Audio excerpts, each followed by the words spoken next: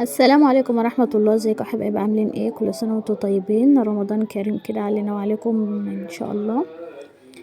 صباح الفل والياسمين كده على احلى حلوين واحلى متابعين. النهاردة اليوم مشمس قوي وجميل والله، عايز يطلع فيه المراتب كمان. تحميصة كده للشقة حلوة وتوفيق لها قبل رمضان. وبدأنا بأول روتين رمضاني كده او احتفالا برمضان. قلنا كده الأول نفتح الشقة ونروقها.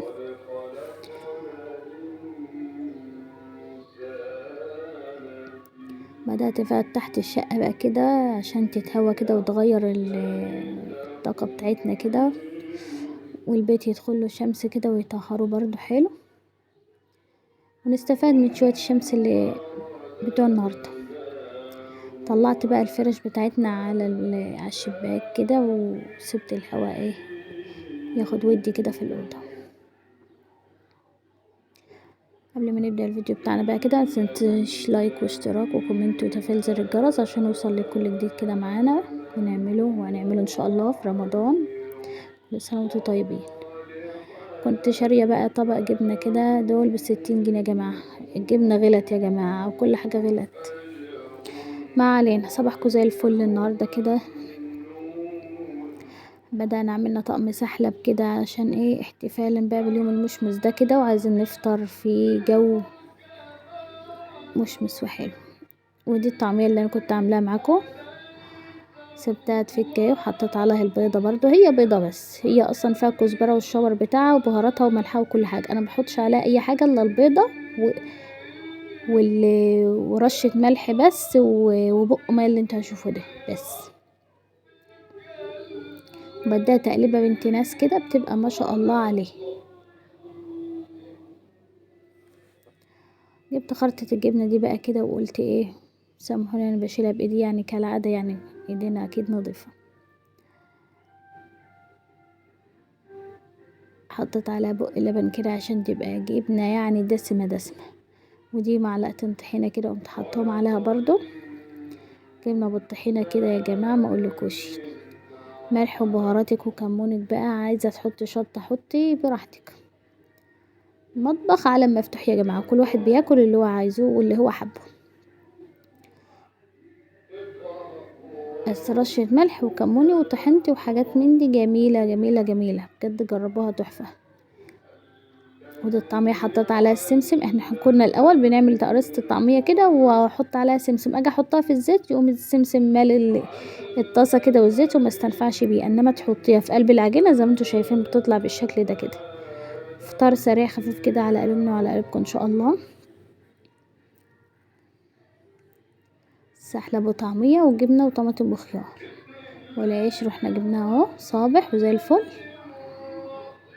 ونعمل انا عامه نفسي يعني انا اللي كنت بصور، انا بحب اعمل سندوتشات، ما بحبش ارتبط بصينيه واقعد. ما اعرفش ده عيب ولا ميزه فيه. اقوم حاطه الاكل اللي انا هاكله في سندوتشين وقاعده كده بكوبايه الشاي او كوبايه اللبن، تبع ما انت عامله بقى. مين زي بتعمل كده بقى سندوتش بقى من اللي بيبقوا يقولوا عليه كده وانت بتشتريه دمار ولا صاروخ، ما اعرفش بيقولوا عليه ايه كده. اه قنبله، سندوتش قنبله، هو فعلا كان قنبله الصراحه. الطعمية دي ممكن اقدر يعني اعيش عليها طول حياتي كده، افطر طعمية بس. الحمد لله فضل ونعمة يعني. بتستغربوني كده. المهم فطرنا الحمد لله وشربنا بقى لبنا وكل حاجة. وده عمرو بقى بيقول لكم حطوا اللايك اهو. بدأنا بروتين في الأوضة الصغيرة بتاعتنا كده. قلنا نبدأ بالدولاب الأول نروق عليه كده ونروق على الملايات بتاعتنا لأن كانت متفشكلة يعني، والحلقة اهي. كنت انا قاعده بقى بطبق كده واروقهم على السرير لجنى، وهي تاخد ورايا وترصهم على ما هي ايه روقت ضلفتها اللي تحت برضو. يعني هو الدولاب بنحط فيه هدوم جنى تحت، وفي رف كده بنحط عليه ملاياتنا والمفارش بتاعتنا. دي مفارش الاوضه الصغيره بس اللي هي اوضه الاطفال. يعني انا عامله كل اوضه لها مفارشها في الدولاب بتاعها اللي هو الموجود فيها.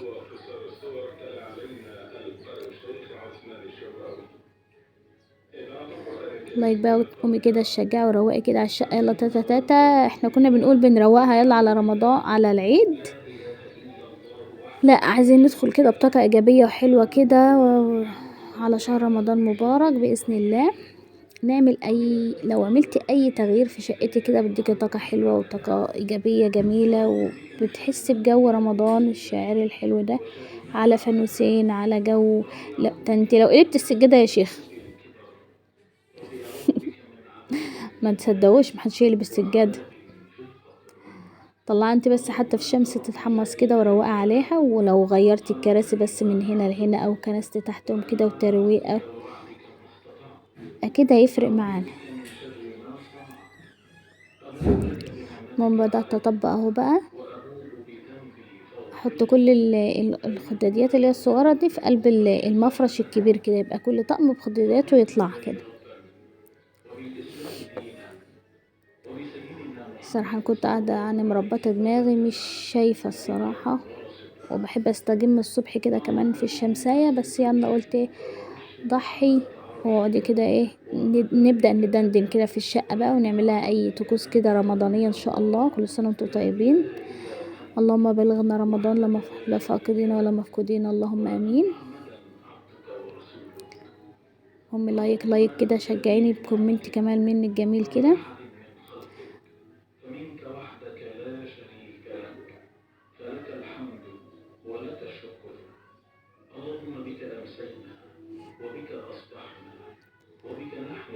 جانا كانت خلصت ضلفتها وروقت عليها، وكنا خفضنا منها الهدوم كمان بقى، لان كان في صوف وحاجات كده بتشال برضو بقى، الجو بدأ يفك يعني. ودي المكنة اهي عشان كان في ناس موعداني كده هتعلمني يعني ان شاء الله. هي جميلة في البيت من ساعة ما الاسعار غلت بقى، والخياط والسعر بياخد لو انت نزلتي ولا فصلت في 50 جنيه وانت بتشتريها الخياط بياخدها. يقولك الدنيا غلت يا ماما والفواتير غلت، هو انا هعمل معاك هدفع معاك ايجار المكان ولا ايجار المكنة ولا انا مش فاهمة. فقررنا نجيبها، يعني هي عندي اصلا موجودة من زمان من قبل ما اجيب عمرو كده، كنت بقول اشغل وقتي عليها. بس الصراحة اول ما ولدته بقى كان طفل صغير بيجاز من صوتها، بيجي الوقت يحط ايده كده عند الترس بتاعها لا الموتور شغال، فبعمل اي عباية ليا كده تخاطيف هو مش موجود في الشقة وبس.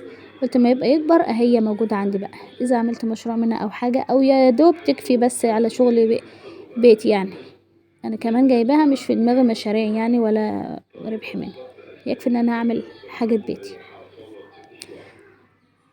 بدل الوقت اللي بنقعده عند الخياط وتعالي وتتأمري. وفي خياطين الوقتي او في ترزية يعني بتقولك ممنوع اصطحاب الاطفال يا بنتي، طب هو صغير بتقولك لا ما تجيبليش اطفال وانت جايه. طب انت الوقت انا ممكن اقعد عندك نص اليوم، اسيب ابني فين او بنتي فين عند مين ومين اللي يستحملهم على ما اروح اعمل عباية واجي، ومواعيد وضبط وحضور وافلام من طب وليه. هي ما شاء الله انا كنت جايباها او ماما كانت جايباها لي كمان، هي اللي جايباها في حدود 700-800 جنيه يعني، ما هوش مبلغ الوقت. ربنا يخليها لي يا رب كده ويبارك لي فيها اللهم امين. المهم بقى روقنا الدولاب والأوضة كده شمسناها وحمصناها وفرشناها بقى كده الفرش بتاعها ده، هنروق عليها كده بقى ونقوم رايحين.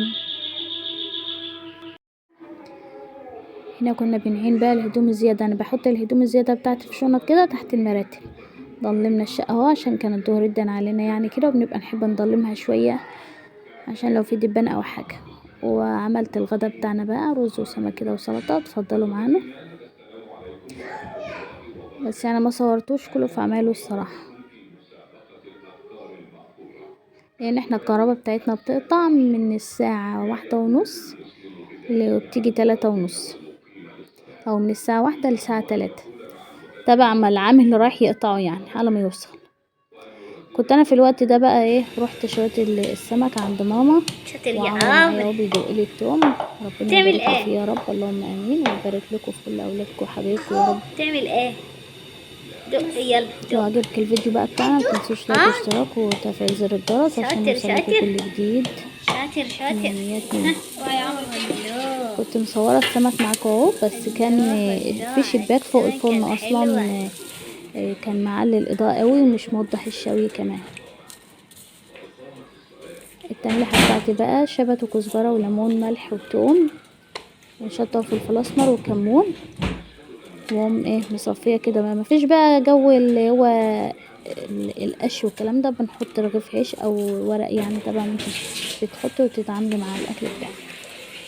المتاح تحت ايدينا حاليا واللي هو رغيف العيش بنقوم حاطينه كده كده بيطلع للفراخ يعني. اهو ملحت السمك اهو، بقوم رايحه موقفه كده يصفي ميته برضو. واتغدينا بألف هنا. ما تنسوش بقى لايك واشتراك. مش هقولكوا تاني. كل سنه وانتم طيبين.